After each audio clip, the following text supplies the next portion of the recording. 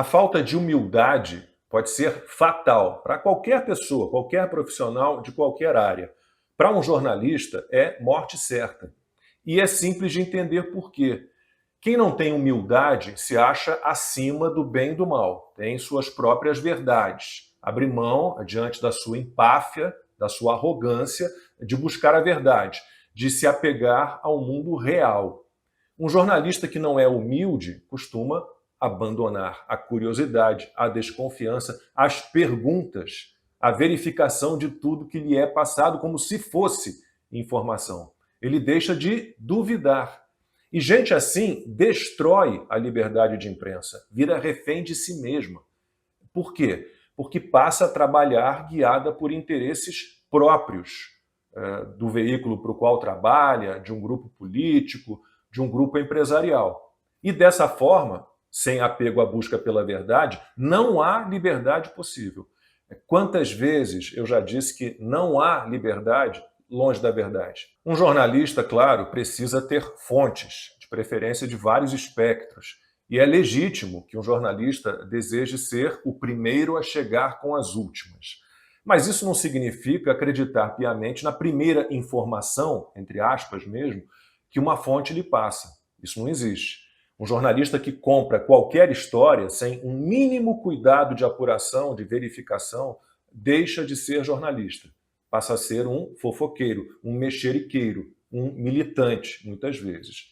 O bom jornalismo trabalha com fatos, com informações bem apuradas. Se não é assim, é porque, como em qualquer área profissional, há os bons e os maus jornalistas. Como em qualquer setor, há os bons e os maus veículos de imprensa.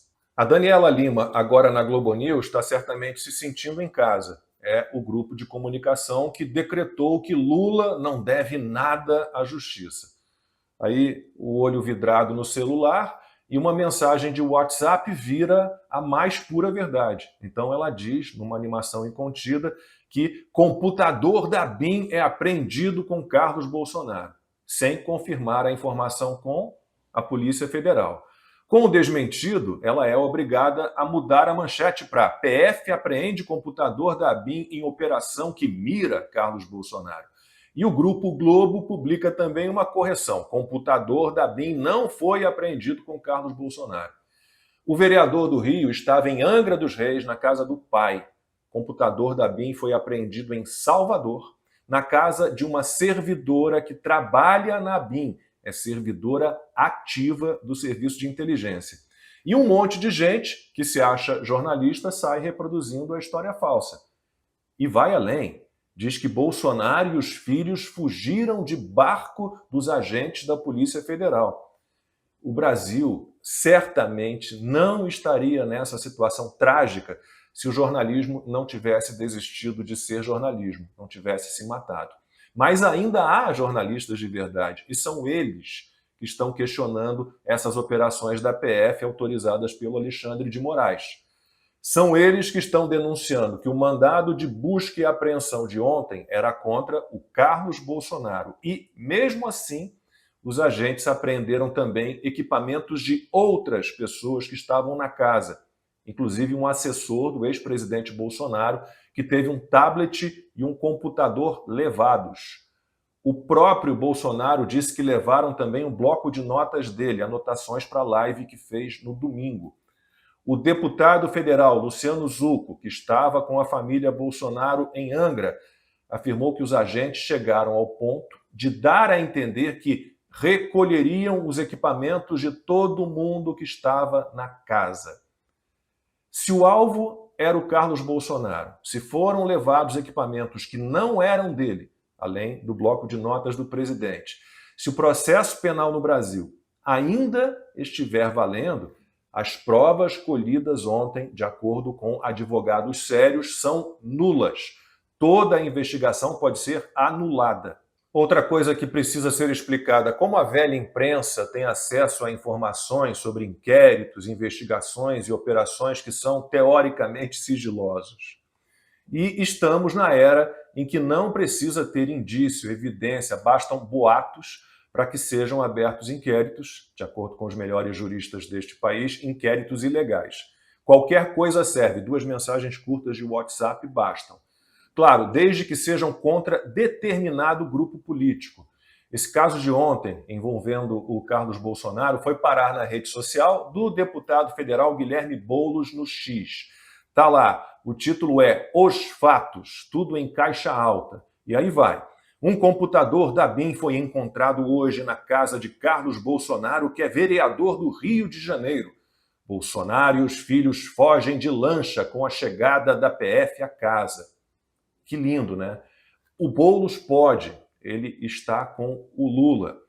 O André Janones escreveu até livro admitindo que mentiu na campanha de 2022. Manchete do O Globo.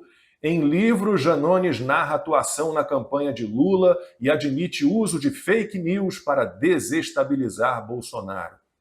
Manchete da Gazeta do Povo. Janones confessa que manipulou informações e que método é eticamente duvidoso. Algum deles foi incluído em algum inquérito? Algum deles foi alvo de operação da Polícia Federal? O Flávio Dino também pode contar várias versões sobre as imagens do 8 de janeiro. Pode acusar atiradores legalizados de vender e alugar armas para bandidos. O Lula, a alma mais honesta do mundo, mente sem parar. A Gazeta do Povo publicou no domingo a seguinte matéria: As mentiras do primeiro ano de mandato de Lula. É uma longa reportagem e se eu fosse citar aqui todas as mentiras do petista, só de 2023, precisaria de umas 2 horas. E ainda tem, claro, as mentiras supremas, e a lista também é enorme. A solução, então, qual é? Regulamentar, regular as mídias digitais, é censurar mesmo, porque, como a gente viu ontem, mais uma vez, a imprensa tradicional não mente, nunca mentiu, não erra, é infalível. Alguém lembra o caso da escola base em São Paulo? Foi em 1994. Os maiores grupos de comunicação do país divulgaram falsas denúncias de abusos sexuais de alunos. Tudo mentira. Mas a vida de 4 pessoas foi destruída. Não, mas o problema são as redes sociais, o YouTube, o Rumble, o Locals, o WhatsApp. O negócio é censurar. E a velha imprensa faz uma campanha pesada para isso. Olha aí, matéria do Globo, do último domingo, na primeira página. Novos recursos em redes e aplicativos elevam risco de desinformação. Esse é o título. E o subtítulo: Disparo para grupos grandes e moderação sem regra clara preocupam. A matéria mereceu uma página inteira. Do WhatsApp ao YouTube, novas funções e mudanças na transparência das plataformas desafiam as eleições 2024. E são muitos casos assim. Eleições tornam urgente regulação das redes sociais. Colunista da Folha diz que chegou a hora de regular as mídias sociais. Plataformas digitais são coniventes com desinformação da extrema-direita. Tudo, absolutamente tudo, serve de desculpa para censurar as mídias digitais, para que a velha mídia recupere o monopólio da informação e possa fazer sua militância, possa incentivar a perseguição de quem quiser e possa mentir à vontade sem jamais ser confrontado.